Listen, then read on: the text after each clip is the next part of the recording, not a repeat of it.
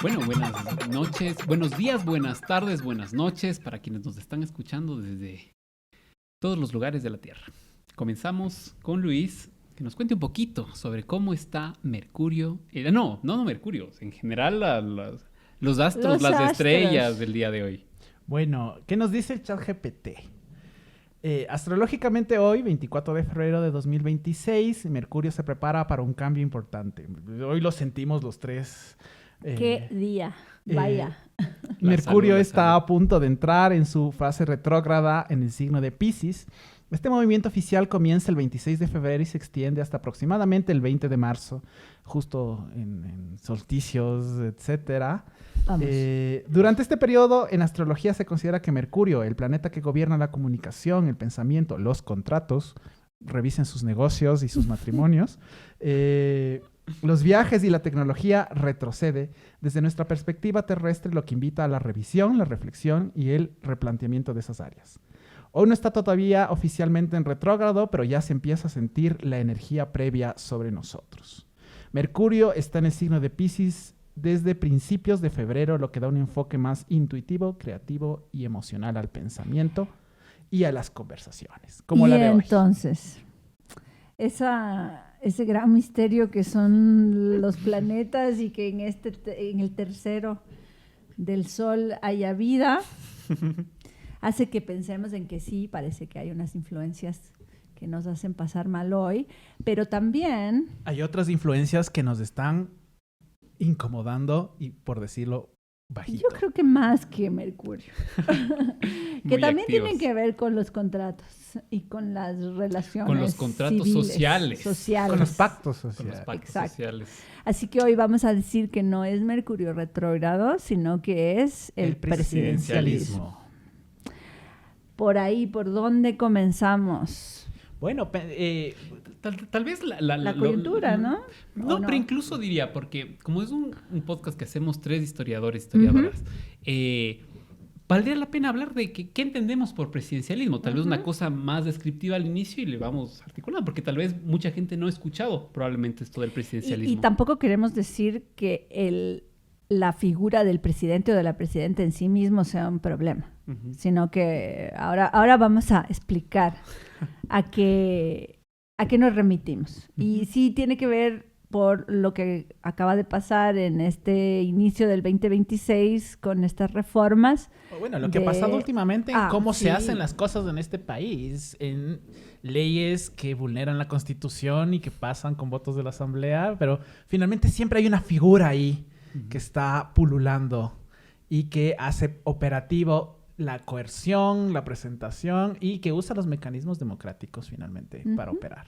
Y creo que alrededor de esa figura, que además es la más, ¿qué se puede decir? Mediática, ¿no? Es la que más se conoce hacia afuera y bueno, hacia adentro.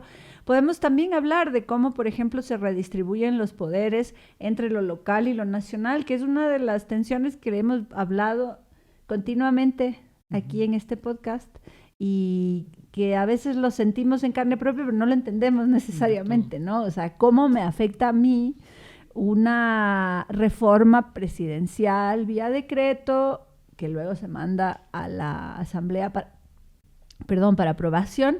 ¿Cómo me afecta a mí que soy una ciudadana, pero que también vivo en una ciudad y que tiene, pues, esa ciudad tiene unos recursos, esa provincia tiene unos recursos, etcétera?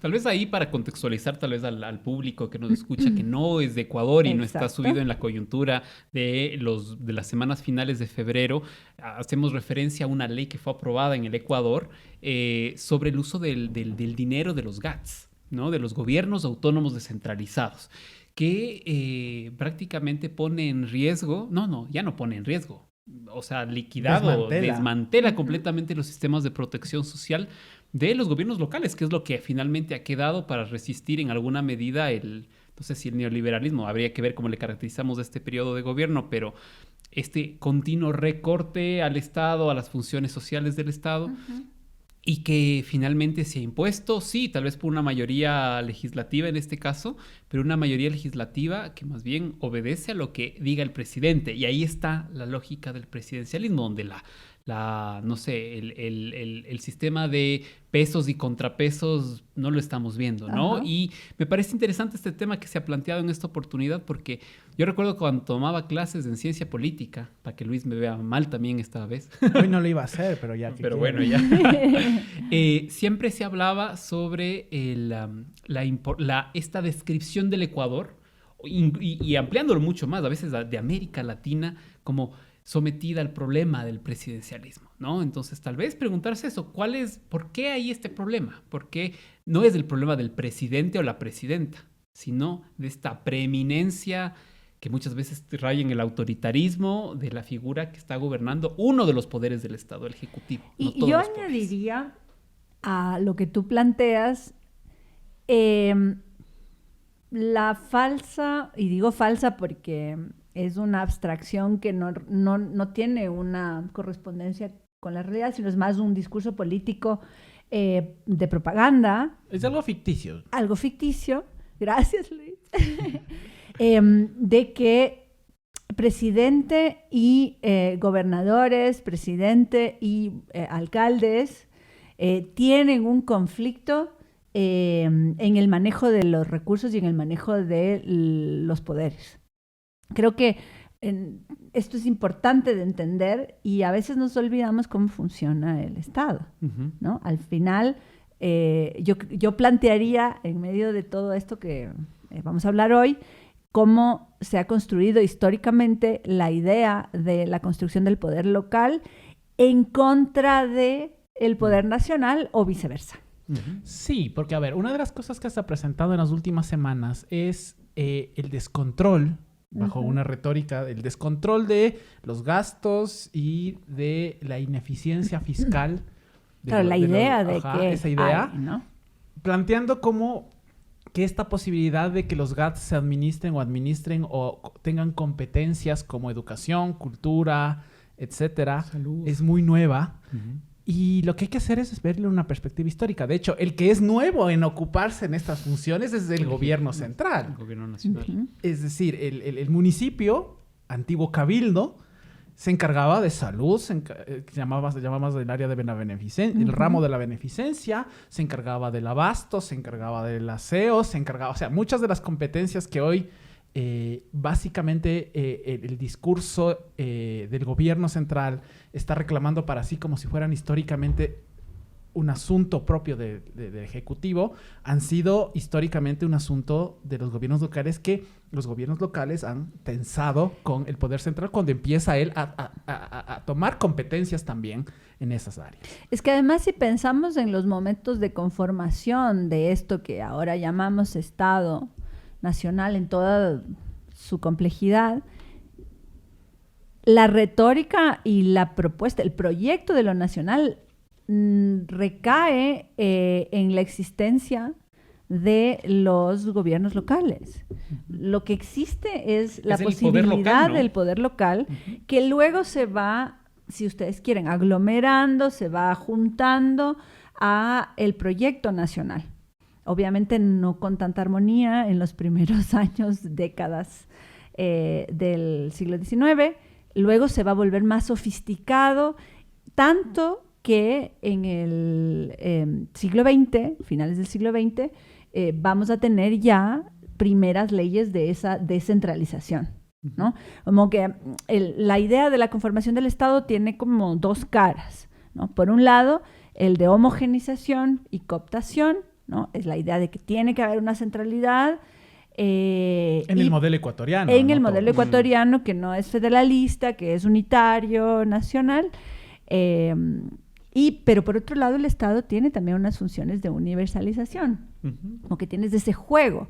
Y entonces no puede existir si no tienes esas dos, puede existir, ha existido, pero quiero decir, en la base teórica política, y no hablo de la teoría de sociólogos que piensan en el Estado, sino en la teoría de quienes pensaron y armaron la idea de la República y el Estado, y siguen construyéndola hasta ahora. Los sujetos históricos, que es asunto de historiadores y no de sociólogos. No, también de algunos sociólogos históricos. Sí, puede ser. Va a ser como hay ahí una necesidad de articular organismos que se materializan en la localidad y que luego se van aglomerando, ¿no? Y ahí hay una tensión, que ese es uno de los grandes problemas de la democracia y del Estado Nacional secularizado, ¿no? Que la idea es que tienes estos elementos de homogenización, pero también tiene que universalizar. Entonces ahí parecería que es algo contradictorio, pero en realidad no necesariamente, claro. Coexisten los dos. Exacto. Y la otra es interesante, por eso mi insistencia en que los historiadores opinen y hablen en general, o se tome en cuenta la historia. Es una de las cosas que está haciendo operar el pautaje del gobierno central actual, es de que algunos GATS pequeños están a favor de la ley de eficiencia. Entonces, cuando lo piensas en términos históricos, te das cuenta, y la pregunta grande es, bueno, ¿cuántos años tienen en términos de antigüedad esos GATS? O sea, ¿qué experiencia histórica tienen esos GATS? Esos GATS muchas veces aparecen cuando ya el municipio ha soltado muchas de las viejas competencias. Entonces, no es por una condición de capital o de pensar alrededor de las grandes ciudades, pero hay que pensar en los viejos municipios que vienen disputando este tipo de espacios. Y son los grandes, es decir, Guayaquil, Quito, Cuenca y otros, que históricamente se han encargado de algunas cosas. O sea, una de las cosas que se ha achacado es por qué el municipio de Quito sostiene escuelas si no es su competencia. En su momento sí era. En el momento del colapso de la educación, o sea, no del colapso, llamémosle de la transformación de la educación nacional a fines del siglo XIX, el municipio asume una parte de esas competencias porque... Es curioso porque se le llama delegación, ¿no? Son como... competencias delegadas. Al final... son formas es que no estatales. Es una delegación porque no es que el Estado le permite, o sea, no es que el alfarismo le permite a los municipios hacer las cosas, sino porque el municipio en ese momento reclama para sí esa necesidad ante la debilidad de, o sea, a ver, pensemos en una educación dominada por curas y monjas en el Ecuador de fines del siglo XIX. Cuando sacas a esos curas y monjas de los colegios nacionales o tienes que construir un nuevo sistema de colegios nacionales y tienes que dejar a un lado los que mantienen los curas y las monjas, obviamente el Estado central no es capaz de sostener todo el gran aparataje cuando surge la educación privada y le hace contrapeso a la educación pública. Es en ese momento que, por ejemplo, aparece la escuela Sucre. Claro. En 1897, justo en el momento de la reforma educativa liberal, para el municipio suplir esa carencia que queda frente a la guerra que el clericalismo le da al proyecto liberal. Y además hay un elemento que yo, bueno, siempre insisto, y que es lo que estoy trabajando ahora, que es vincular el proyecto político con la realidad material, con la realidad económica.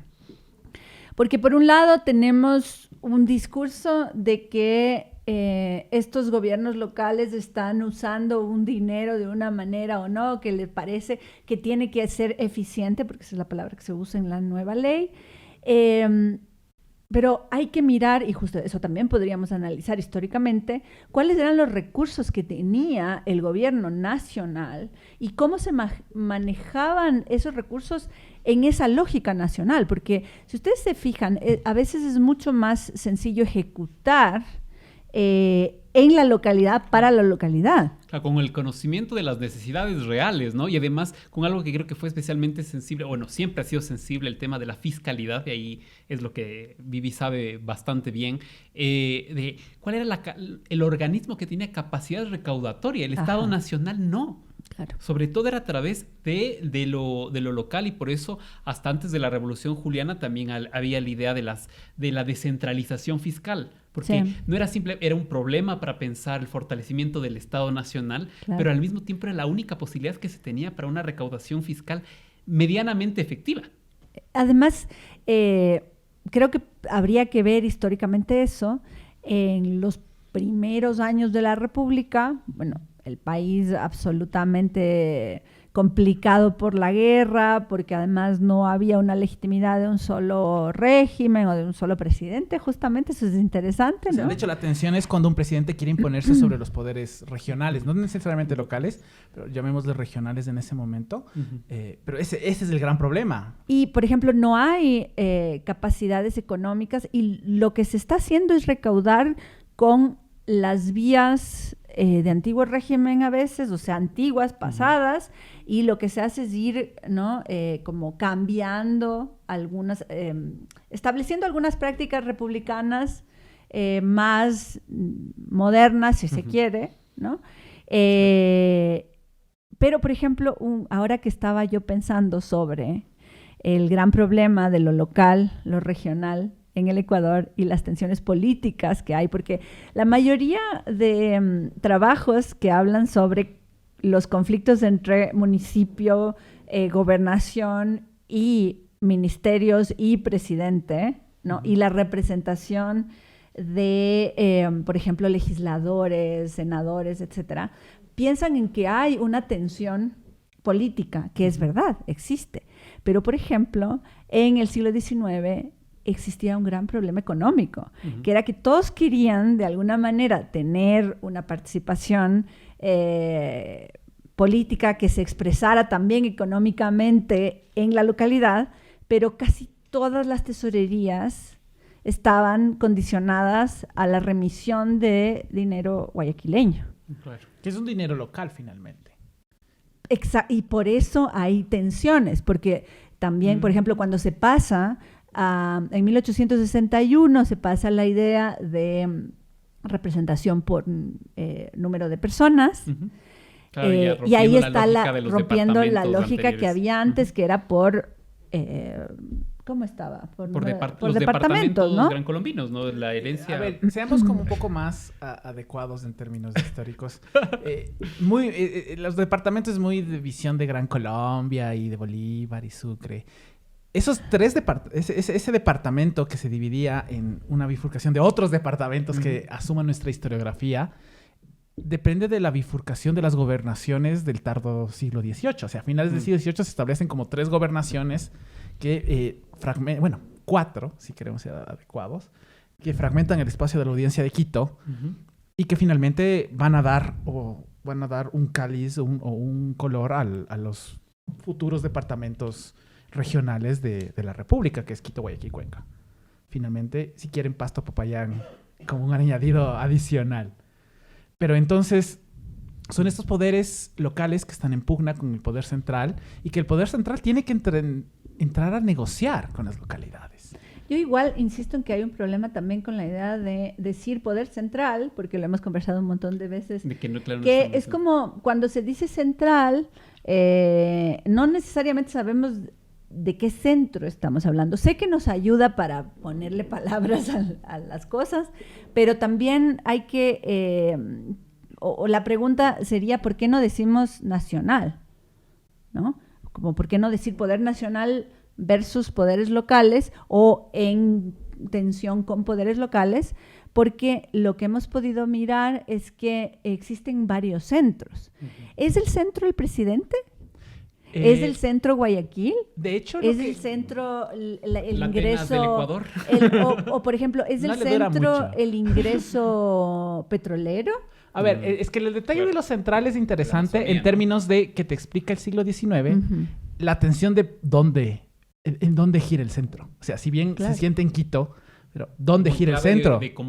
Alrededor de dónde se orbita. Ajá, entonces tienes esta cuestión de los grandes cacaos guayaquileños que quieren constituir y dar forma al centro, pero es finalmente capital guayaquileño. Es esta tensión continua contra este modelo híbrido cuencano que en el 19 está pugnando contra Quito y Guayaquil, y finalmente los terratenientes quiteños de la gran región de Quito, es decir, que va hacia Imbabura y va hacia Riobamba, que finalmente también, entonces, para mí la cuestión central es más bien una cuestión permeable que se está disputando entre los sujetos históricos del 19. La nación no me convence tanto porque, ya sabes, cuáles son mis reservas con la nación. Yo pregunto porque ahora en la prensa...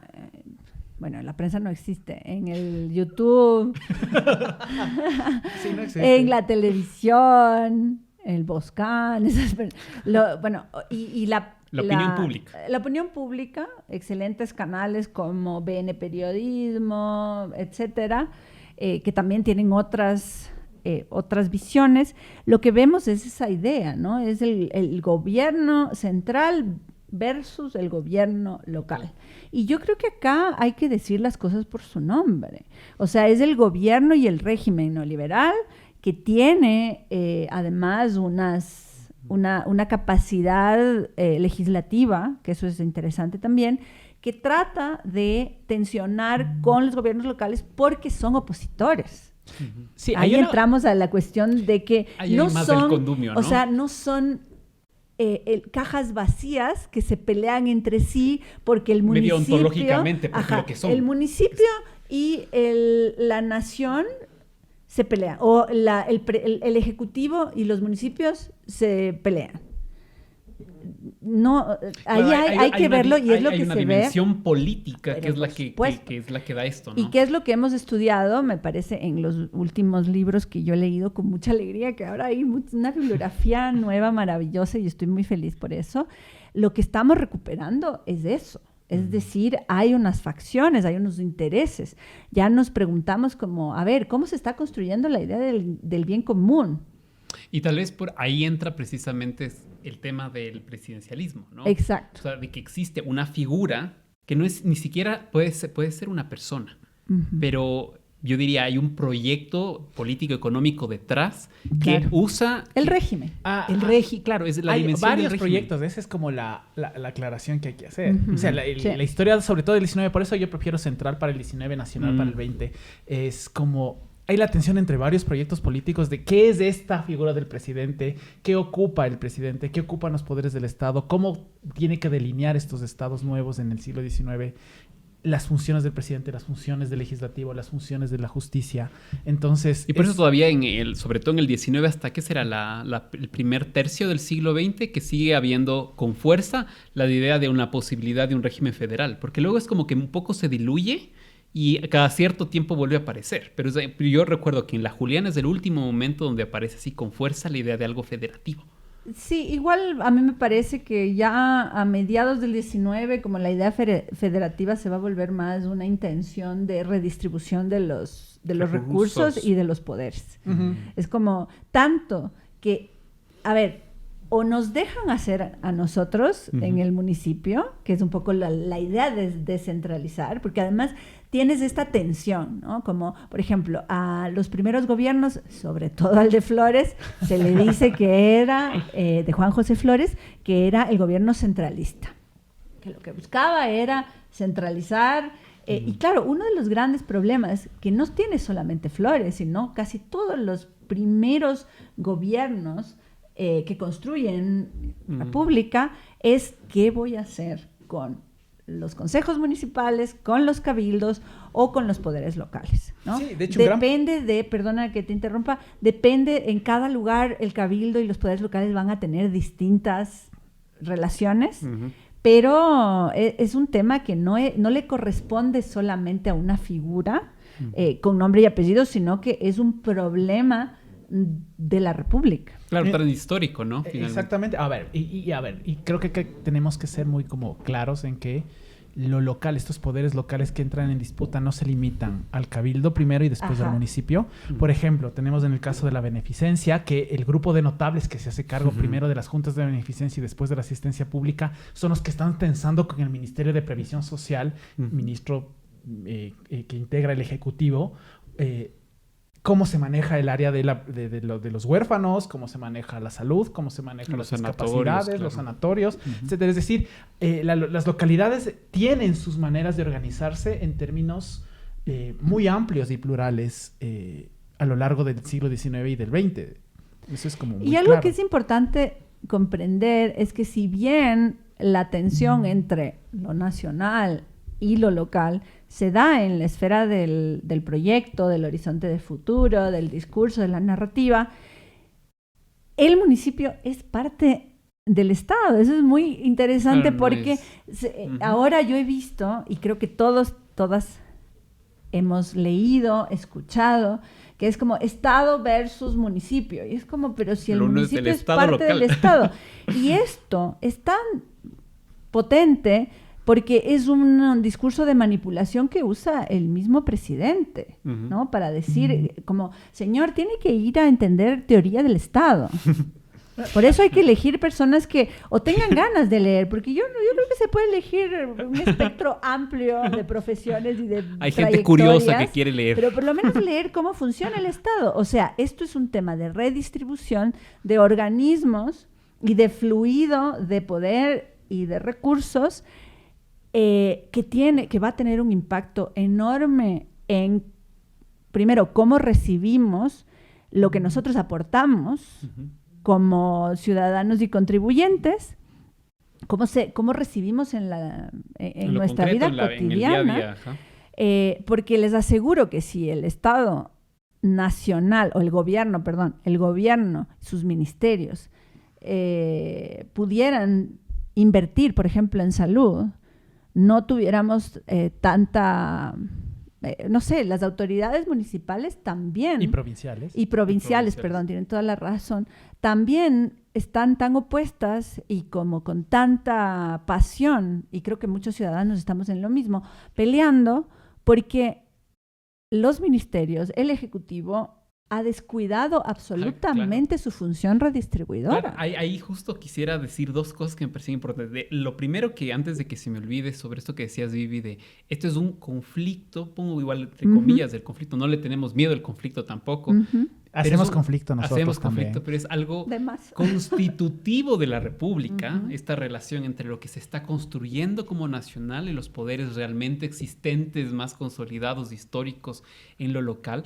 Y por eso en diferentes momentos, sobre todo en momentos de extraordinariedad política, por ejemplo, momentos dictatoriales, lo primero que se hace es intervenir los gobiernos locales, ¿no? Yo recuerdo muy bien que trabajé en los años 70.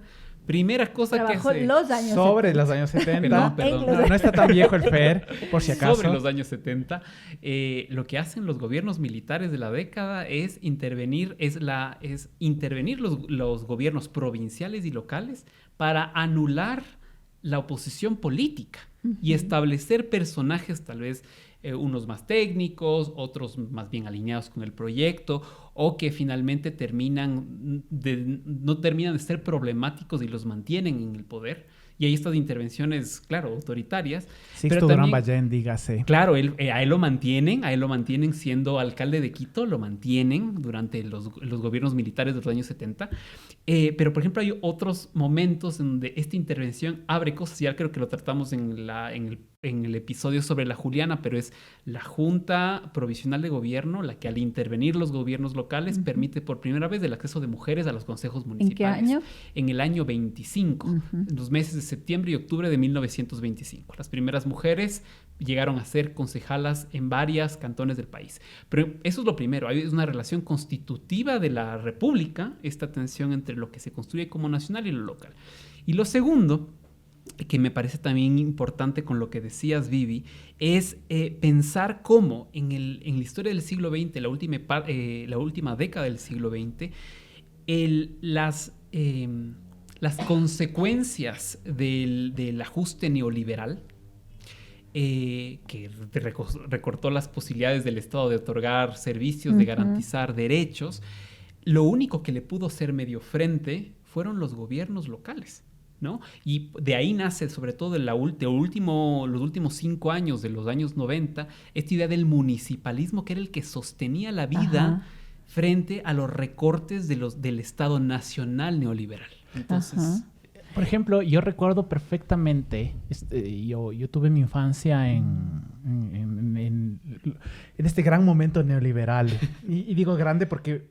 Por amplitud de años. Por ejemplo, mis papás cuando querían... el IES no atendía a los hijos de los afiliados. La medicina nacional era desastrosa y triste. Entonces quedaba el patronato y sus dispensarios. Entonces íbamos, mis papás siempre muy preocupados por la salud. Yo no soy tan alopático al día de hoy, pero mis papás en su momento sí. Los exámenes de cada año eran en el patronato. Y había filas inmensas en el patronato y se madrugaba para ir al patronato. La gente que nacía en el patronato, por ejemplo. No, yo sí nací en el IES. Mi cuñado nació en el patronato. No sabía que tenía... Tiene como toda esta clínica. cuestión de solventar. Y eso me lleva a que yo no estoy tan de acuerdo. O sea, no es por decir que tienen luces, porque para mí no tienen luces. Pero no creo que sea una cuestión de que estas élites que están sentadas ahora circundando el Ejecutivo no tengan ni idea de lo que están haciendo. Ujú. De hecho, más bien hay un proceso consciente de desmantelar, o sea, Sí. todos los decretos, medidas, acuerdos ministeriales, etcétera, lo que han hecho en estos últimos meses ha sido desmantelar esta, no llamaría tradición, pero esta herencia de la constituyente del 2008 que descentralizaba parcialmente También otras claro, las la competencias, gobernanza, ¿no? las competencias. Sí, el COTAD. Entonces, se ha ido desmantelándose de a poquitos.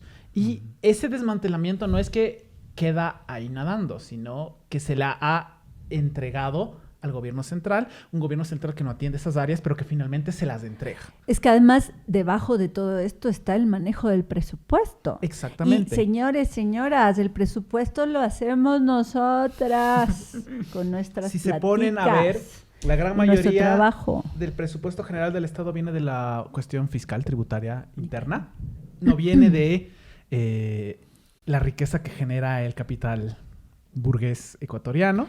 Y bueno, las riquezas también de las imposiciones que tienen que ver con el comercio y con la circulación, la exportación, etcétera, ¿no? Sí, una de las cosas que quiero hacer es que también dentro de los poderes que en su momento fueron locales y fueron importantes, fue local y fue primero regional y después local el manejo de las universidades. ¿A qué voy con esto? Ha sido el despilfarro en términos de pautas y de estas verdades creadas en términos de comunicación que hemos vivido en los últimos años, diría yo en los 3 últimos gobiernos, aunque no le lavaría de culpa a los últimos 4 gobiernos, pero sobre todo en los últimos 3 gobiernos. Porque hay diferencias. Hay una diferencia muy notable y por eso digo los últimos 3 gobiernos, porque no es lo mismo el proyecto de Estado. En los últimos 3 gobiernos se ha presentado a las universidades, a las grandes universidades, porque no se les muestra a todas, se les muestra a la gran universidad de Quito, que es la central, a la gran universidad de Guayaquil, que es la Universidad de Guayaquil, y a la gran universidad del sur, que es la Universidad de Cuenca, como aquellas universidades que no logran ejecutar presupuestos. Y cuando te pones a ver la proyección que hace el gobierno nacional frente a las localidades es, estas universidades están haciendo mal su trabajo, porque no están ejecutando el presupuesto de nuestros estudiantes.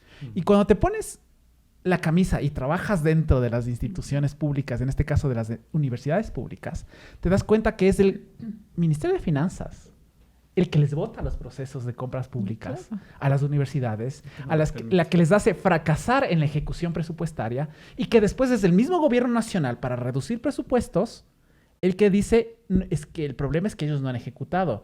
Pregúntese, ¿eso no tiene la ciudadanía acceso a eso? De quién es el que no dejó de ejecutar el presupuesto. Y ahí yo creo que entra otro tema que a veces no se le vincula en esta perspectiva que estamos viendo de múltiple escala, y es el tema de la deuda. Una de las cosas que está detrás de este proyecto, de esta ley que ya fue aprobada y se encuentra en el registro oficial, es también de facto olvidar la deuda, perdonarse una deuda millonaria que tiene el Estado Nacional con los gobiernos locales.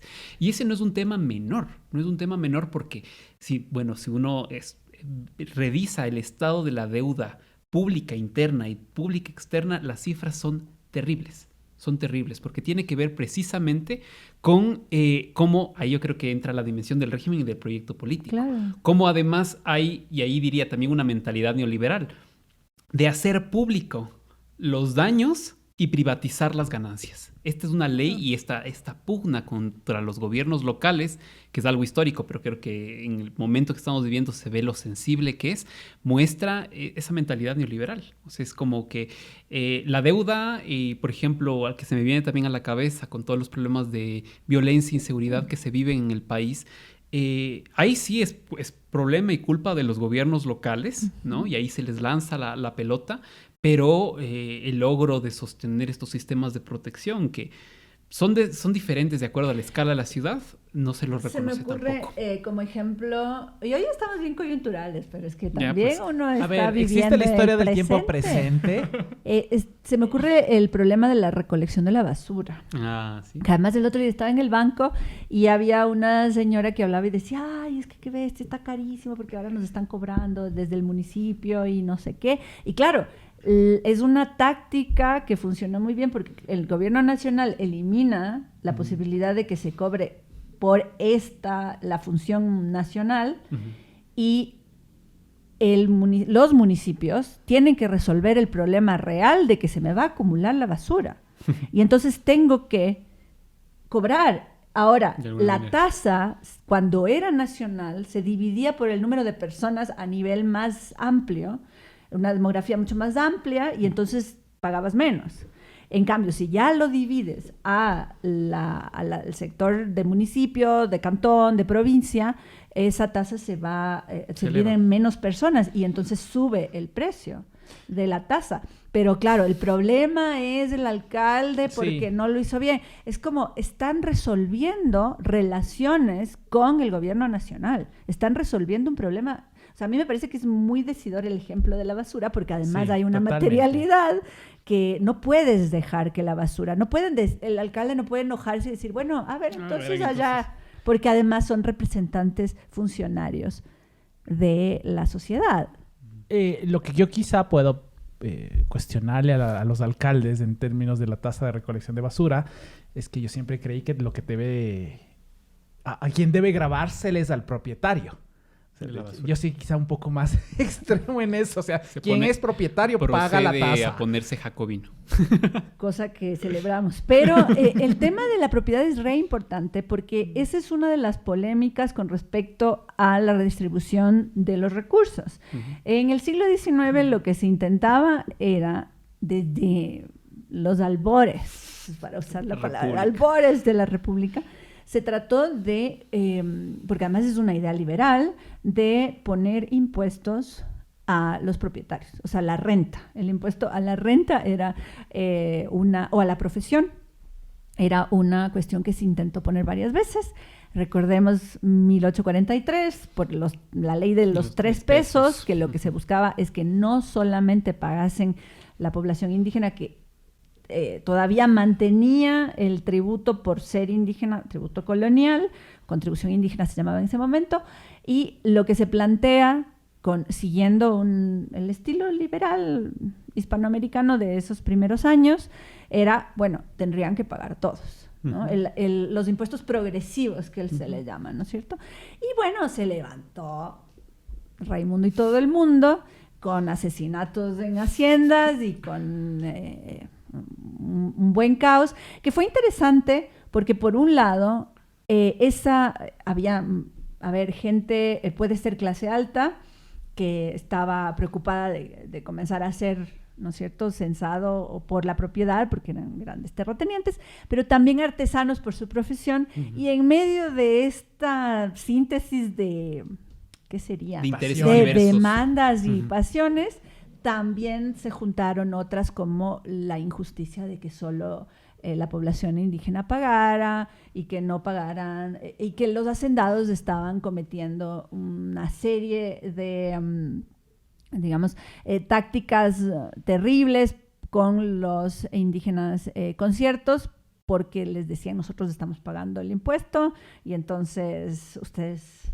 tienen que quedarse aquí, hay una sujeción a la hacienda, y claro, tampoco los hacendados pagaban al Estado.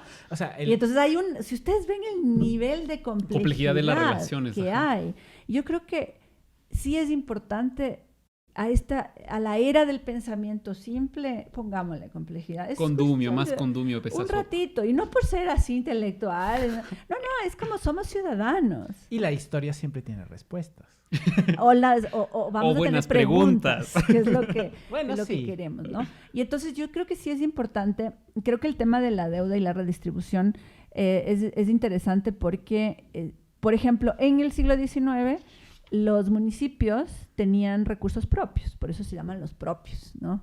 Y es como cobraban multas, y entonces el municipio logra tener, además, como se está ahí localizada en el municipio la justicia en primera y segunda instancia, hay un cobro de tasas, si se tiene que hacer algo por escrito, y entonces tienen sus propias, como ahora también hay una propia fiscalidad municipal. No, bueno, y también era la cuestión de la centralización alrededor de la figura del Ejecutivo como administrador de lo nacional. Exacto. Es histórica y construida.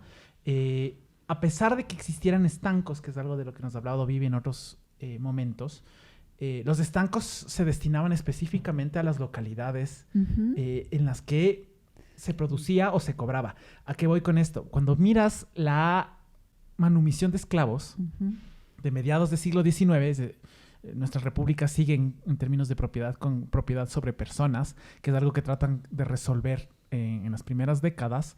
Pero, por ejemplo, en el caso de la Tacunga, de lo que en ese momento era llamado provincia de León, actual Cotopaxi, es una de las primeras provincias que logra liberar personas esclavizadas por el estanco de la pólvora. Pero es porque está enfocado en la localidad. Entonces, una vez que León termina de pagar el estanco de la manumisión de esclavos con el estanco de la pólvora, finalmente dice, bueno, ahora Guayaquil, que es la provincia que tiene más esclavos, y de ahí Loja y de ahí Imbabura, necesitan que los fondos del estanco de la pólvora se destinen para eso. Pero aún cuando el estanco es nacional, se destina a lo local. Sí, por supuesto. Entonces, creo que esa interacción es importante.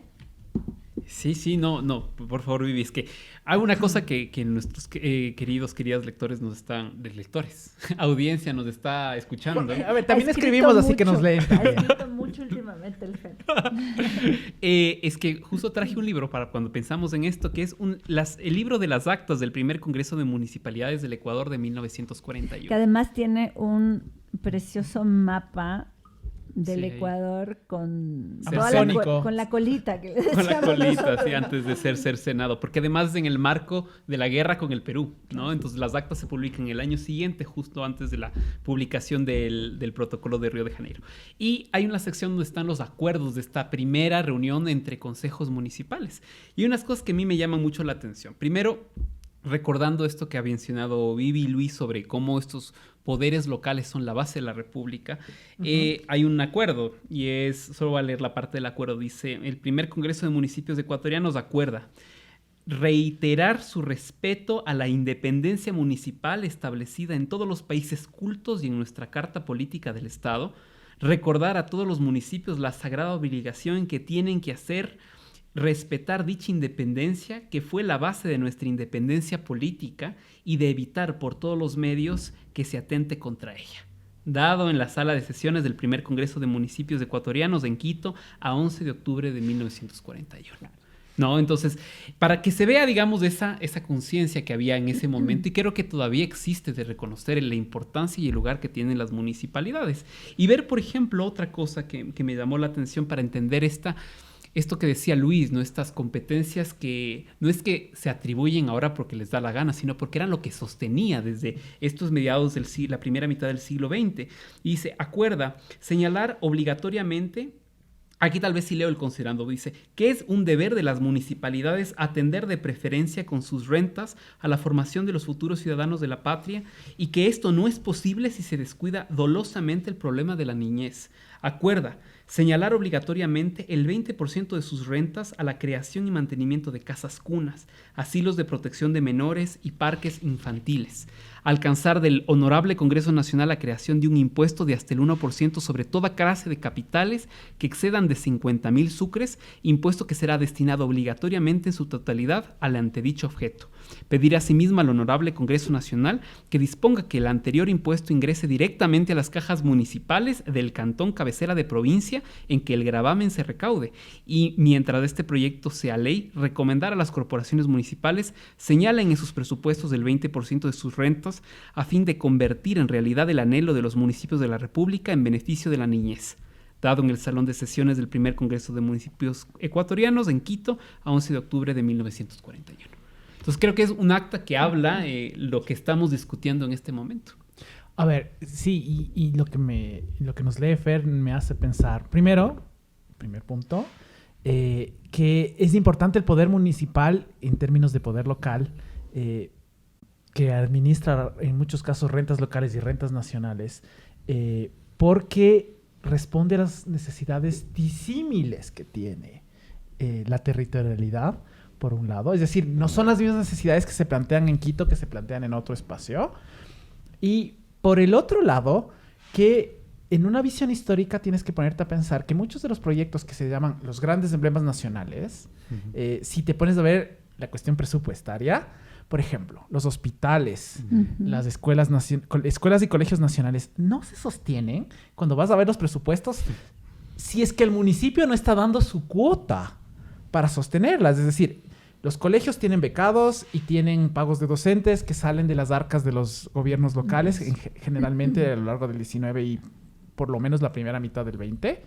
El caso que yo más conozco es el de la Escuela Nacional de Enfermeras, fundada en 1942. Si los municipios no pagaban las becas de las enfermeras, esa escuela no funcionaba y simplemente el país no tenía una escuela modelo nacional de enfermeras. Así de simple es la cosa. El gobierno nacional no puede atender todas las necesidades. Es un contrapeso, no solamente en términos de pugna de poderes, que ya nos han dado Vivi y Fer los matices de esto, sino también un contrapeso en términos de resolver las necesidades de los ciudadanos. Exacto, a nivel local. Y yo creo que al principio de la República era interesante porque ese era un debate. Como si el municipio era retardatario, el municipio del 19, ¿no? Era retardatario, o más bien era la única solución de que se teja el Estado, y de que se atienda que se despliegue lo estatal, no solamente en pagar guerra y deuda y tal, sino que también en las otras necesidades que tiene esta población que se está volviendo ecuatoriana, ¿no? Y yo he visto unos debates bien interesantes, posiciones muy diversas. Supongo que ustedes también las han visto, porque además no es que hay a ver, estos organismos están compuestos de personas, no nos olvidemos nunca. No son instituciones frías, autónomas. El momento en el que pensamos que son aparatos o instituciones, son cientos, al principio 10, al principio 2. Eso hay que dejar muy claro. 20. El Estado tiene el problema de que son al principio 2. Las municipalidades y los cabildos anteriores ya tienen una institucionalidad mucho más fortalecida que el Estado. Sí, y entonces justamente una de las debates, de los argumentos, por un lado, algunos ministros además recogían informes de gobernadores, porque además eso es interesante, que dentro del poder local hay tensión también entre el gobernador de la provincia y que es un representante del Ejecutivo municipal cantonal. Y luego vienen los parroquiales, que ya es otra historia, ¿no? Y los jefes políticos. Y los jefes políticos y todo. Que está bueno saber cómo funciona esto. Entonces, decían, por un lado, es como no hay forma de que no sea la propia gente del lugar la que administra el lugar. Los recursos que administra el poder. Entonces decían, es que no va a haber cómo, por ejemplo, lo que decía Luis, ¿quién más va a saber lo que necesita la localidad sino sus propios hijos, ¿no? Y se dice, los hijos de la ciudad, del cantón, etcétera. Pero por otro lado habían otros ministros y también otros pensadores y gobernadores que decían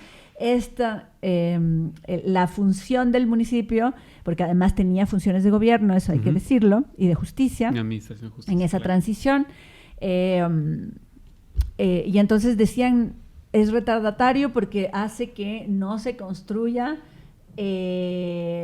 los otros organismos que son nacionales, y sobre todo porque como son hijos de su tierra, eso es súper interesante, van a tirar para sus intereses y no están construyendo lo nacional. Y ahí se me viene a la mente justo un texto que es del que trabajamos en su momento Luis, con este proyecto editorial, con lo de Juan Mayhuasca, ¿no? Sobre esta interpretación de cómo el garcianismo hay una élite estatal que se construye alrededor del garcianismo, que no es simplemente el momento de los intereses locales, sino que empieza a emerger una burocracia con una perspectiva nacional, ¿no? Porque con lo que acaba de decir Vivi se me viene algo a la mente, y es, si bien había estas posiciones de, no sé, yo lo pongo en términos más contemporáneos, del municipalismo versus tal vez del estatismo, ¿no? O el presidencialismo. O el presidencialismo, ya, eso es mejor, porque es Estado local, ¿no?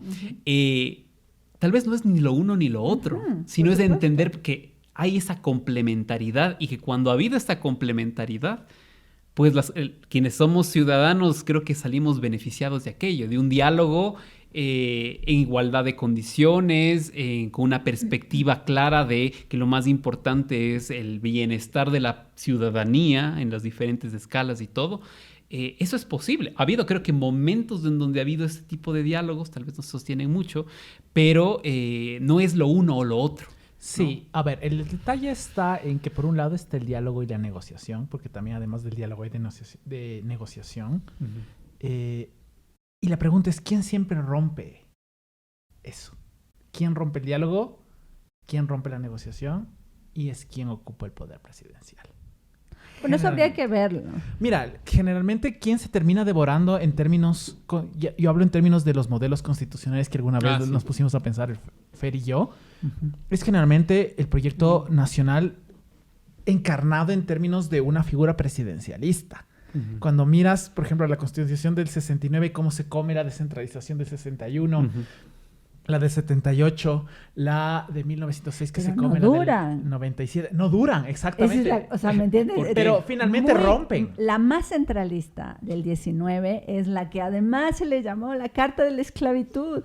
Imagínense, la oposición le puso ese nombre tan fuerte. Y 2 años después hay revolución. Y lo que se buscaba era controlar el poder del Consejo Municipal, transformar algunas funciones del municipio, que los clérigos eclesiásticos no participen en la política. Algunos cambios, pero creo que uno de los más importantes era justamente la idea de que se iba a hacer una terna para escoger un presidente del consejo. O sea, como que la elección iba a ser desde el presidente, claro, como suele ser los gobernadores, y eso prendió la cosa. Entonces, también es como la Constitución... por ejemplo, yo siempre había entendido que las constituciones del 20 eran más bien apoyaban al legislativo. Hacían que el legislativo tenga mayor capacidad de tensionar con el... Censuraba ministros constantemente, ¿no? Claro. ¿Dónde han quedado esas buenas costumbres? Las buenas costumbres de poder controlar el ejecutivo. El otro punto, que es recordar que la gente que está en esos poderes es elegida. Y porque cuando pienso en el... Claro, porque además estoy leyendo un libro sobre elecciones, entonces ya qué va a ser.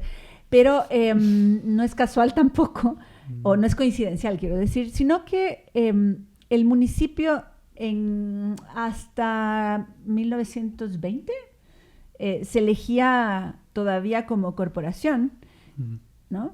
Entre los miembros del municipio se eligen entre ellos quien tiene más votos entre ellos. Entonces todavía sigue siendo una corporación que tiene una relación obviamente importantísima de legitimidad con la ciudad del cantón al que está representando. No estamos diciendo que no sea representativa, pero es otra lógica.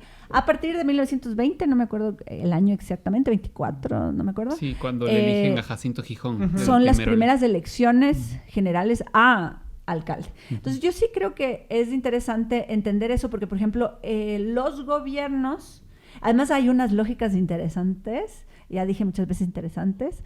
Siempre son interesantes. La historia siempre es interesante.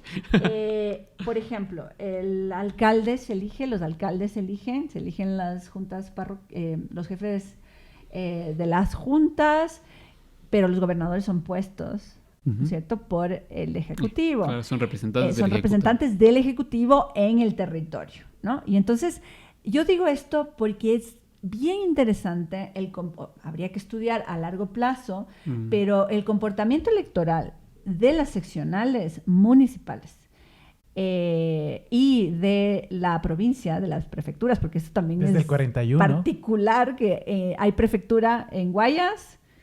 Hay prefecturas y la idea de la prefectura es un punto ahí que es interesante de entender en el Ecuador, que igual es un gobierno provincial, pero todavía mantiene el nombre de prefectura y del prefecto, que es como romano, ¿no? Además, son elegidos en comicios también. Entonces, lo que yo quería decir es como hay un comportamiento que es muy diferencial del comportamiento de las presidenciales. Nacional. Sí, eso es algo que, digamos, más bien la literatura de ciencia política lo ha sostenido mucho. O sea, es como no hay una correlación entre elecciones locales y elecciones nacionales. No es que las locales te permiten ver qué es lo que va a pasar, porque las lógicas son absolutamente diferentes. Ahí hay un punto como un aleph, así como un punto en donde hay algo denso, porque hay una relación del votante, bueno, del ciudadano, ahora que ya la masa que vota es ahora amplia. Finalmente desde 1979 somos ciudadanos votantes. Entonces, tiene una relación con esas posibilidades. Mejor elijo a alguien que se parezca más a mí o que tenga... De pronto leo más la propuesta. Yo no siento que Santiago Guardera se parezca a mí, la verdad. No, pero bueno, nadie le eligió como alcalde, llegó por suerte y nada. Claro. No. Pero quiero decir, hay un comportamiento que es interesante de mostrar, ¿sí? Entonces, yo creo que es interesante pensar. Hoy he dicho interesante 1000 veces, no mal. Es la palabra del día, interesante. La palabra del día hoy. Creo que es importante pensar que si ahora en este momento tenemos una tensión en la redistribución de presupuesto y se pone la idea del despilfarro municipal, es porque en realidad el régimen lo que quiere es no gastar en nada. Y entonces, por ejemplo, ¿a dónde quiero llevar este punto de la conversación? Es a esta idea de que ¿por qué los municipios y las prefecturas y los gobiernos locales se gastan plata en cultura, en lo que se conoce como el sector cultural, las fiestas y tal? La historia. Exacto, es como solamente tienen que construir cosas. Puentes. ¿No? Puentes. Casas. Tienes esta cuestión de... hablemos en el caso del proyecto alrededor de los museos, esta componente de la cultura. Mientras el gobierno local invierte en museos que están en el centro y que alimenta una serie de dinámicas con distintos barrios de Quito. Y querido, cuando dices dinámicas, perdona, pero son puestos de trabajo de gente que va a activar esos museos y que se le paga y de gente que asiste continuamente y que hace funcionar esos museos. Esos circuitos, ajá. Quieren llevar el Museo Nacional a la Carolina, por ejemplo. Y además es un museo nacional. Exactamente. Que se está llevando una porción. Habría que hacer los porcentajes de presupuesto que se gastan los gobiernos locales descentralizados, los municipios en lo que han sido llamado el despilfarro cultural y las fiestas y no sé qué. Primero son porcentajes bajos, hay que decir, siempre deberían ser más altos, porque creo que tiene de nuevo que ver con la redistribución, ¿no? La redistribución de las actividades artísticas, ¿no? Eso es algo que no entienden muchas personas, que es que cuando, por ejemplo, el Estado adquiere un bien, un cuadro de una persona famosa o una colección, lo adquiere para un museo, no es porque tiene que hacerlo porque, no sé, alguien le dijo, sino es para que tú, yo, nosotros, ellos y los demás pudiesen ir a ver un cuadro que esa es la dimensión de lo público. Solo podría ver una persona en su casa y sus amigos. Entonces, hay esa cuestión de la redistribución. Y por eso, aunque se trata de satanizar, pobre Satán, el que disfruta tanto de las fiestas... Seguramente Satán no es de ADN. Pero se trata de hablar mal, ¿no es cierto? De polarizar la idea de que no se debe gastar en fiesta, cuando la fiesta es una parte fundamental de la vida, de la sociedad, de la construcción del tejido comunitario, y además cuando se lo hace a nivel nacional no hay el mismo estándar de análisis. Es que eso tal vez es la cosa, ¿no? Eso creo que es lo fundamental, porque de la misma manera que se busca fiscalizar los gastos, ¿quién le fiscaliza al Estado Nacional? Y hay que decir que hay que fiscalizar no solo los gastos, sino que hay que fiscalizar los no gastos. Porque eso significa, bueno, el no gasto en lo social, que es ¿para qué hicimos esto? ¿Para qué hicimos el pacto? Sino para cuidarnos entre nosotros. A ver, este diálogo... Pero lo que quería decir es que se está yendo todo a pagar el servicio de la deuda, porque el régimen tiene ese proyecto. Quedar bien con los otros, ¿no? Hay que quedar bien con los votantes. La cuestión acá, a ver, es clarísimo que esta eficiencia fiscal y esta eficiencia en el presupuesto es para que el dinero fluya hacia los tenedores extranjeros. Y la pregunta aquí no sería ¿por qué está gastando en cultura, en salud, etcétera, los poderes locales? Y digo poderes porque son las prefecturas, del municipio, son las juntas parroquiales, etcétera. Y los distintos poderes no necesariamente contemplados en términos de gobernanza, sino también que están distribuidos a lo largo de la República.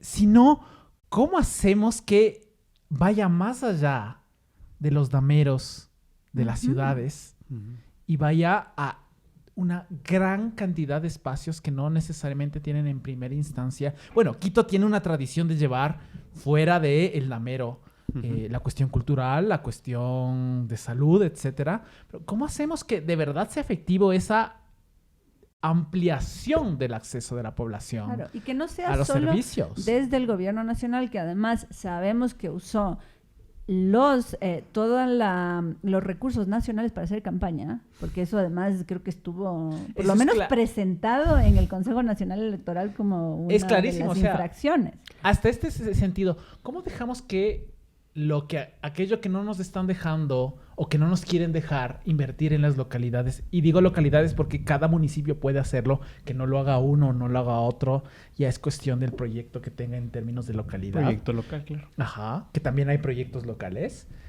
¿Cómo estamos dejando que esto le permita sobrevivir a Fausto Miño? No necesariamente a difundir la cultura en términos locales. O sea, Fausto Miño sí vive del capital nacional, pero no necesariamente del capital local. Es que además este señor, de nuevo, es bueno ser curioso. Ahora que tienes la inteligencia artificial ahí, dile, explícame cómo funciona el Estado y quién soy yo en eso.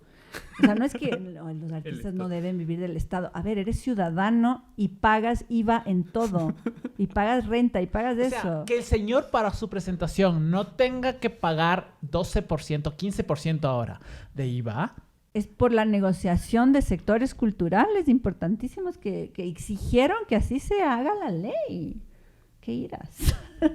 Tocaste fibras sensibles. Por eso. Siempre se toca fibras sensibles al final del podcast. Estamos llegando a nuestro tiempo límite. Yo quería decir, yo soy Viviana Velasco y quiero que mis impuestos se redistribuyan en arte, cultura, salud, educación, ya sea a través de los gobiernos locales o de las instancias nacionales. Pero bien gastado. A ver, una de las cosas que tengo, uno o varios de los historiadores que tienen al día de hoy, con visión crítica, no historicista, es decir, no de fechas y nombres rimbombantes, sino de visión crítica, salen de una educación municipal. Yo mismo salí de la educación municipal como una alternativa. Entonces, es momento de sentarnos a pensar cuánto de la localidad ha sostenido nuestras vidas, ha sostenido nuestra tranquilidad mental. ¿Quién nos sostuvo en la pandemia? Ciertamente no fue el gobierno nacional, fueron los gobiernos locales con sus proyectos.